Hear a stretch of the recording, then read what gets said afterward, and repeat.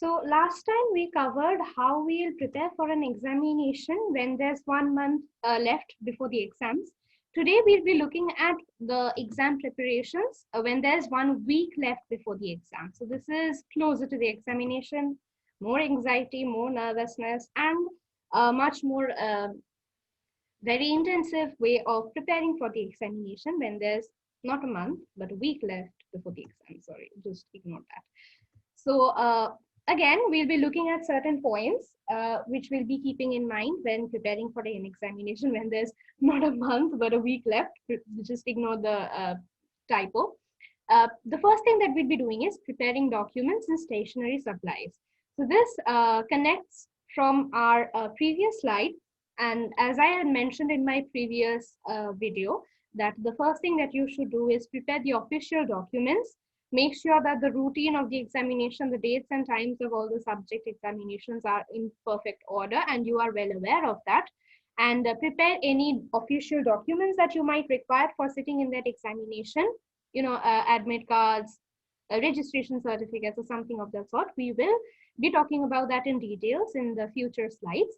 But that is a point. And the other point is you should be organized with the notes that you will be following for the examination, the different keywords and the notebooks essentially that you have prepared for the examination.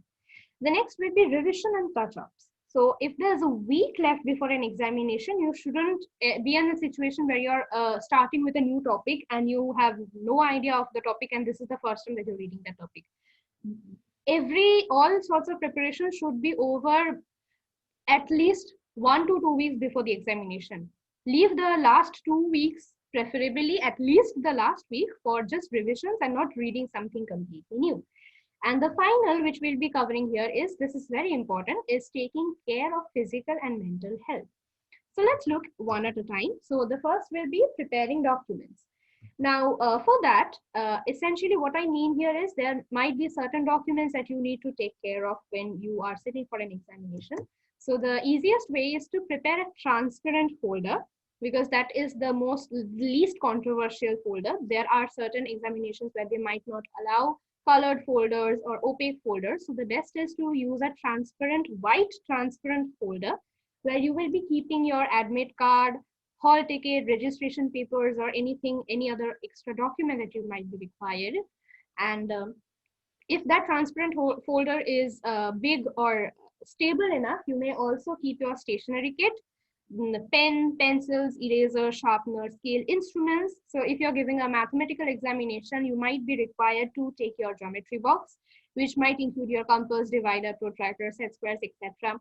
There might be examinations. Again, this is why this video is after the video that I already released by now. It should have been released. Is you need to make sure what is allowed in the examination hall and what is not allowed in the examination hall. So there are exams which allow the usage of a calculator. There are exams which do not allow the usage of a calculator. So make sure you know whether it's allowed or not allowed and accordingly bring a calculator with you. You can also bring water bottles because I personally, this is a habit of mine. When I'm too tired and my hand is, paining and I can't write, I need to rest. The easiest way is I just drink some water. That gives my brain the feedback that I am still doing something and not just sitting in the examination hall because my hand is paining. So that's a trick that I sometimes use to fool my brain into thinking that I'm still doing something when I'm actually taking a break. So you can bring your water bottles with you and everything else depends on the examination and your personal preferences. What I would like here is, as I put a star mark on the pen, is there's a particular reason is the pen should be used before the examination. A lot of pens, when you start writing with them, the flow of the ink is not very good, and it sometimes is pretty disturbing to write with that pen.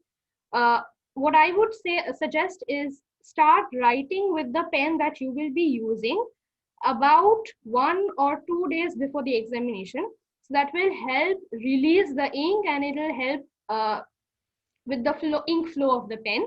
And preferably use dot pens because a lot of gel might not be waterproof.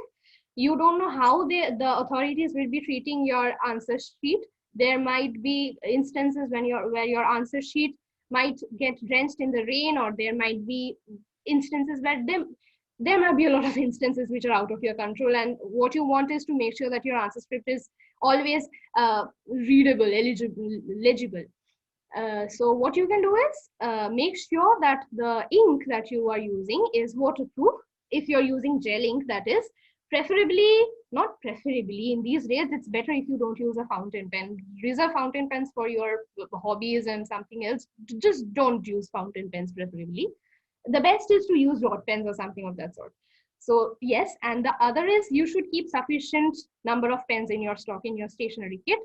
There might be, you might just run out of your pen's ink and you might need to take a second pen.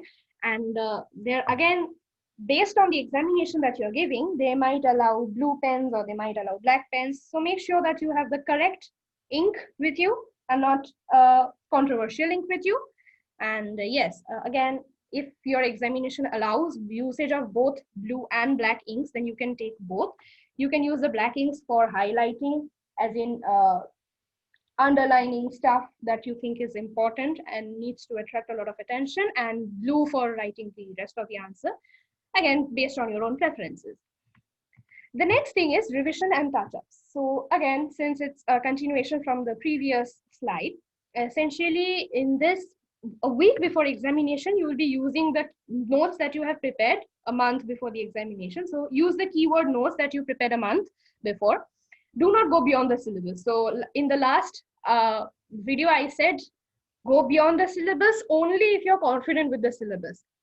A week before examinations, it's preferred that you do not go beyond the syllabus. If you stumble across new complicated topics, there are chances that you might create new doubts, you might get confused, and you might get anxious or nervous if you cannot solve these doubts, or even get confused with the prepared materials. That is what you have already prepared, what you already know. You might actually get confused with those as well. So it's safe and it's better to not go beyond the syllabus. So that is sometimes that is something that I always follow. A week before examination, I'm not going to study new topics. Whatever is there in the syllabus, that's all I need to know. So that's a very important topic. The final is, I think, something that a lot of students, and to be honest, I sometimes too ignore and take for granted, is taking care of my physical and mental health before the examination. When you're giving an examination, you not only need to write the answers, you need to be physically fit enough to be able to write those answers. If you are suffering from a fever or a headache, you won't be able to write the answers even if you know the answers. So you need to make sure that you are in a physical situation where you can write the answers, and that just not only includes your physical well-being but also your mental well-being. If you are very nervous or if you are very stressed out, you might not be able to write the answers even if you know the answers. So taking care of your physical and mental well-being is as important as preparing for the examination itself. So since I have mentioned both physical and mental health, I do accept that a sound body resides in a sound mind, or a sound mind resides in a sound body. I do accept the connection between a healthy body and a healthy mind. But for the sake of ease, for ease, I have divided this into 2 points. So I'll be looking at the physical part of it first. A week before examination, too strenuous physical examination is not required. So you can do light exercises such as yoga, stretches, brisk jogs, things, essentially exercises that do not put a lot of stress on your body, just help you relax your muscles, because you might be sitting down at your desk for a long period of time. You might also look into healthy diets, fruits, vegetables, a lot of fluids that will help you with the, you might, since a lot of people suffer from dehydration because they are studying a lot and they forget to drink water. So with this respect, I must mention, I think our parents, and especially our mother, know a lot of healthy diets. And at this point of time, I think we should listen to our parents and listen to our mothers and eat what they want us to, because they know more of this than I do personally. So healthy diet, that's an important part of it. And avoid late night studies. So if you have prepared your syllabus properly, you should not be needing late night studies a week before examination. If you really want to study more, Instead of late night studies, wake up early and prepare the notes that you need to follow or read or go through or something of that sort. And follow timed daily routines. So don't do things or don't do activities every day at a different interval, at a different time period. Have breakfast at a fixed time period, have lunch, dinner at a fixed time period, study at regular intervals. Essentially, as I mentioned in my previous video, train your biological clock in a way that your brain efficiently works in the given period of time, in the given examination period of time. So daily routines can also help you to train your biological clock and can help you train your circadian rhythm. That's taking care of the physical part of your essential entirety. The next is the mental part of it. So take short breaks in between study sessions. Do not study for hours at an end. It is difficult for me. I don't think I have ever studied longer than 2 to 3 hours at one go. I don't think I have studied. Yeah, I haven't. I have never studied more than 3 hours at a stretch. I am physically incapable of doing that. There are students who can study for hours at an end. I don't know how. I am amazed by your dedication. But I personally think taking short breaks in between study sessions is very important, because if you keep stressing your brain out, I don't think our brains can work at a capability as efficient as it can when it's starting with the activity. So taking short breaks allows our mind to refreshen, and it can rejuvenate, essentially rejuvenate our mind and body, and can help us concentrate on our activity at a much higher intensity. So short breaks are important. Make sure they're short breaks and not infinitely long breaks like mine. So yeah, take short breaks. The next thing is listen to soft music. So music helps a lot of people. There are a lot of students, personally myself too, who listen to soft music when we are studying.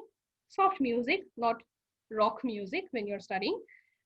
Make sure that your concentration is on your studying and not on the music itself. So soft music. It can also help us distract our, not from the studies, but essentially it can help us concentrate on our studies and distract us from other botherings that are going on around us. And if you are taking breaks, what you can do is doodling can help release stress.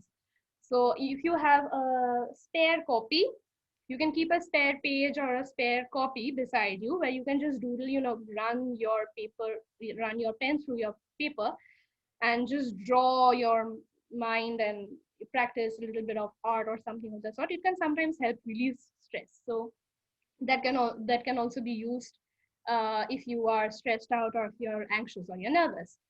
So physical and mental health is as important as preparing for your examination in terms of academics and education. And I do feel that it is a very ignored portion of the preparation, but I think it's very important, equally important, if not more important, that we take care of our physical and mental health before the examination, especially a week before examination.